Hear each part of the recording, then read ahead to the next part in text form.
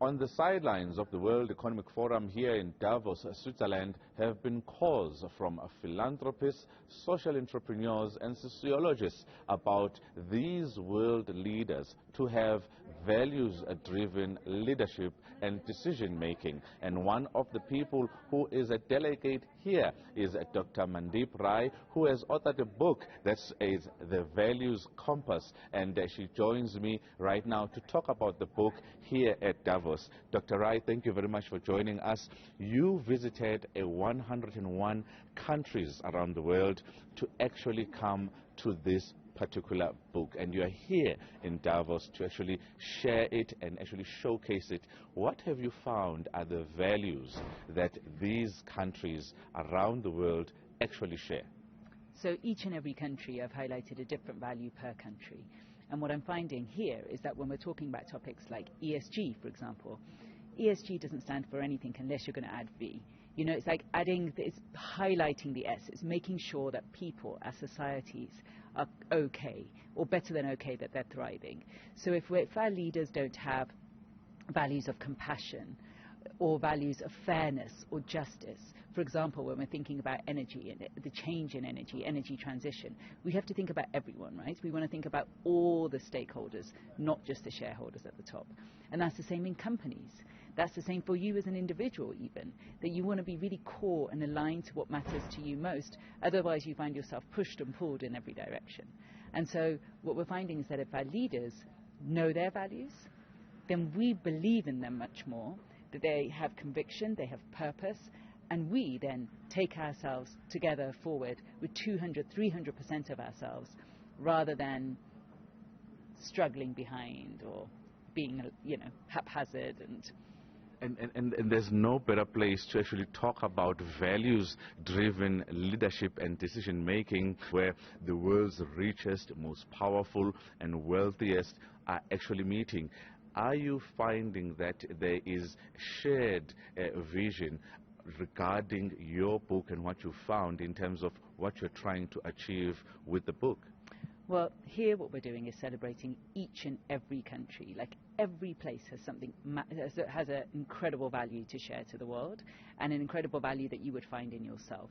So yes, when you're representing the whole world, somewhere like Davos is perfect for that, right? Because the whole world gathers, number one. Number two, it's also a celebration of understanding one another and building unity rather than division.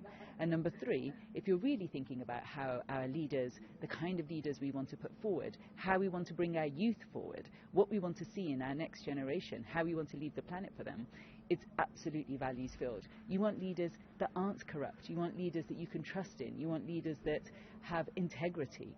And so those type of values are what's going to make a change for you, but also values in companies. How much better do you work when you know you're working for a purpose that's based on something that you truly believe in? It's quite interesting, 101 countries that you visited to come to this particular book. You surely learned something about the world. Is it as devastating, as scary as it seems, or are there really good people out there who have our best interest at heart, particularly the lowest income earners, the poorest countries in the world? Are there leaders out there who share values and they are not just self-serving, but are real public servants? So I've been to maybe 52 of the 54 African countries. Yesterday met with Paul Kagame here. For example, Rwanda is a great example, right? Really empowering its youth, really empowering its women, and has this sense of credibility and integrity, and has almost cleaned up since the genocide in a drastic way. Similarly, Barbados, the Prime Minister Mia Mottley has also that same sense of integrity, and is highlighting how the poorest countries are suffering from climate change first, even though they didn't necessarily make the pollution, and they're on the forefront. So don't we all need to share values so that we can all look after one another? Otherwise what? Some countries get to pollute and the others get to suffer? Absolutely not, right? We need to, if we're really talking about justice, or if we're really talking about inclusion, equality, diversity, then we need to make sure all the countries are genuinely included. I've now been to 185 of them. So I'm definitely standing here for each and every one of us. South Africa. I am from South Africa. What did you learn and what can you say about the country South Africa? So if we're going to talk about energy, for example, you have hydrogen, green energy. You are, yes, you have got inflation, you just spoke about it. Yes, there are flooding, there are climate problems, but there's also an incredible potential. And that what I highlight in the book is this sense of forgiveness. This, right? I mean, truth, reconciliation, forgiveness, it's been spoken about, but it's also had to be felt deep down again and again and again and again. And if in our people, and if to ourselves, we don't practice that type of a value of forgiveness, there's almost no foundation to begin from. So it's being able to look after yourself first, look after your community first, then you can look after your country, then you can look after your planet. So it's that concentric circle going outwards.